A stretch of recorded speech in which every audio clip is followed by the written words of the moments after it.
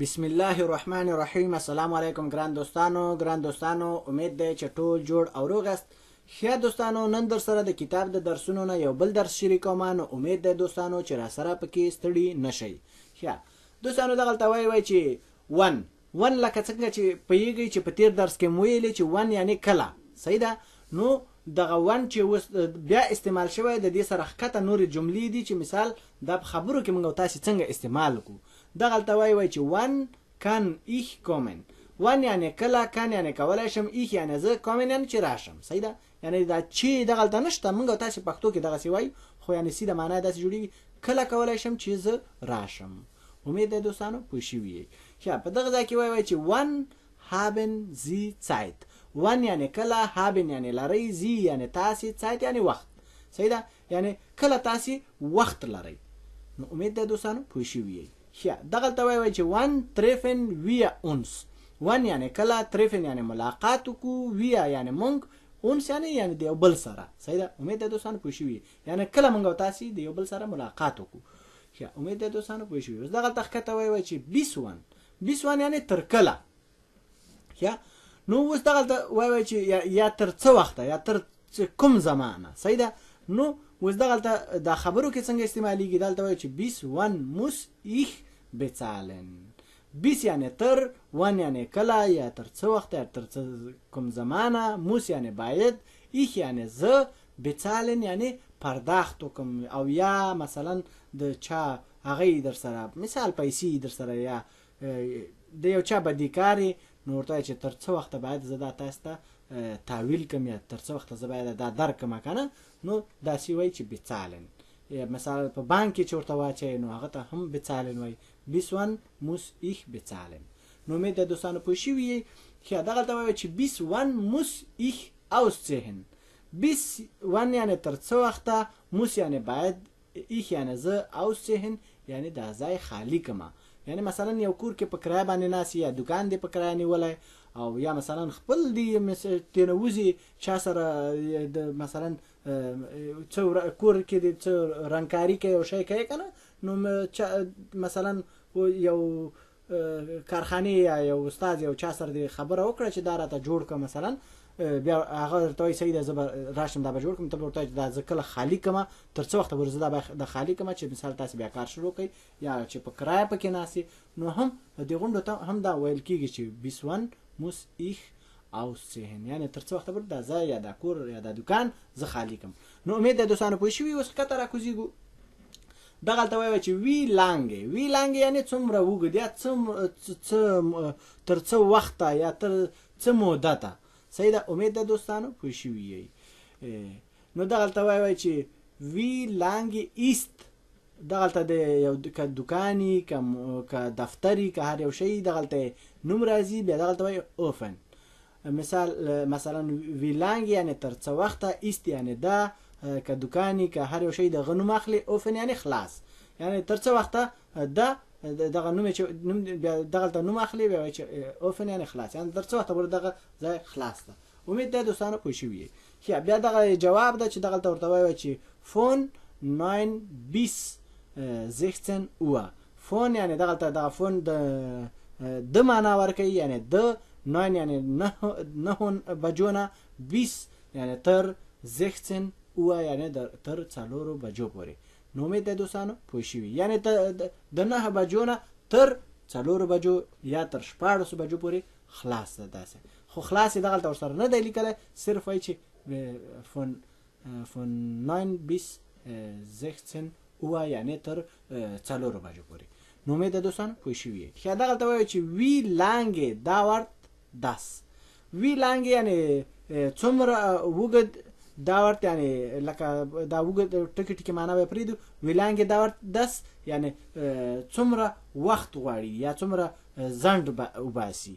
امید دی دوستانو پوه شوي. دغه داورت یعنی وی لانګ یعنی څومره اوږد، داورت یعنی وخت، دغه د وخت هغه ورکوي دغلته، یعنی څومره وخت غواړي، یا څومره دوام ورکوي نور، یعنی څومره ټیم نور غواړي که نه، مثلا داسې یعنی دا، یعنی یو شی که نه هغه ته یا لاس باندې اشاره کوي، یا لاس پرېږدي، یا ورته وایي چې دغه شی.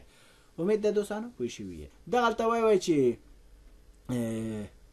wie lange muss ich warten wie lange یعنی څه وخت موس یعنی باید ich یعنی زه warten یعنی باید ودرېږم یعنی تر څه وخته پورې زه باید ودرېږم یا انتظار وکړم صحیح ده نو بیا دغلته مثال جواب کې بیا ته کولی شي چې دغه نه استفاده وکړي مثلا 5 Minuten یعنی 5 دقیقې Stunden کنه مثال eine Stunde یعنی بیا دغه ان ورسره نه ویل کېږي یا مثال 2 3 مثال چې ساعتونه زیات شي بیا ورته چې دغلته د ساعت عدد ورسره وایي بیا ورته Stunden وایي کنه هغه 2 Stunden 3 Stunden داسې او دغلته وایي چې Tage یعنی مثلا که یو ورځې ein Tag او که ډېرې 2 Tage 3 Tage داسې وایي ښه نو دغلته بیا وایي چې Wochen مثلا اونۍ مثلا که یوه اونۍ مثلا eine Woche او که چیرې بیا زیاتې اونۍ نو مثلا یا زیاتې هفتې نو بیا وایي چې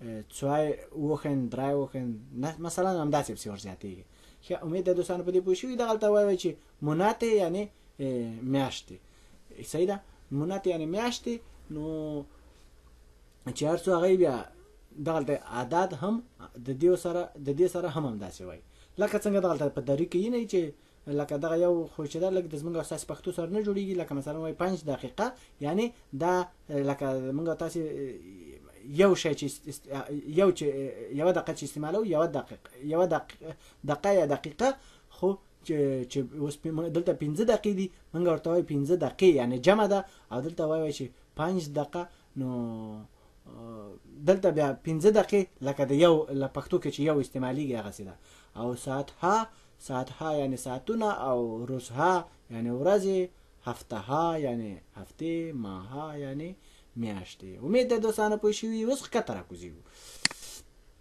ښه دغلته وایي چې فراګې ورته یعنی څه فراګې ورته یعنی د سوالونو